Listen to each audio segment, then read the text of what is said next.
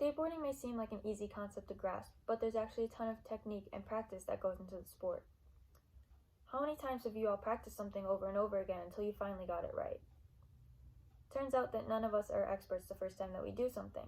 I'm sure if you've ever had to learn how to ride a bike or maybe even a skateboard, you've fallen multiple times before you finally got it down. The first time I ever tried to practice an ollie, I was constantly failing.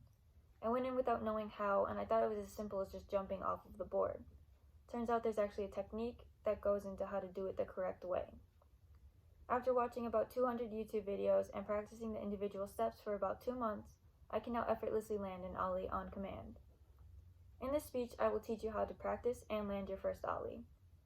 To land an ollie, you have to practice your foot placement, the pop and slide technique, and putting all of the steps together in order to land it. Your foot placement is the most important aspect of any trick in skating. The foot placement determines what type of trick you're going to set up for, and it's most important to the ollie because the ollie is the fundamental trick for all other tricks in skateboarding. Your back foot should be placed right at the back end of the tail. When it sits on the back end of the tail, it helps you slam your foot into the ground as you pop the board up. This ensures that it's in the right position to be able to pop the board for future steps. Your front foot should be placed behind the center of your body, right behind this front center bolt. This helps your foot into the slide position and slides up into the front pocket of the board, up and out when you jump. It's also important that you wiggle your feet a few times to make sure that your foot placement is correct. This is more of a comfort thing. Not everyone has to wiggle your feet, but it helps slide your feet into the exact place you need them to be. Now that we've talked about foot placement, let's talk about the pop and slide technique. Pop and slide is the next step in practicing an ollie. The pop and slide requires a ton of practice and is critical for making your ollies as good as can be. You first want to practice popping the back end of the board. All you have to do is stand on the board and lean all of your weight into your back foot. When you lean your weight onto your back leg, you should flick your foot down into the ground and slam the board into the ground.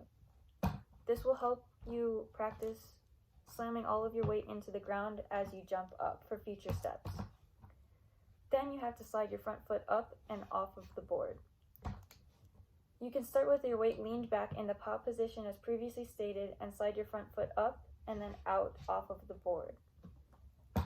After you're comfortable with doing each step separately, you have to practice them together.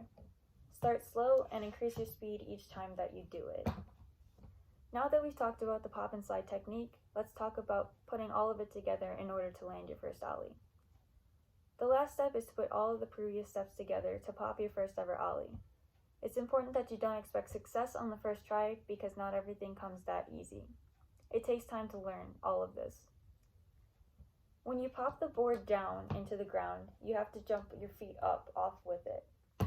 When you slam the board into the ground, this creates momentum and brings the board up with you as you jump.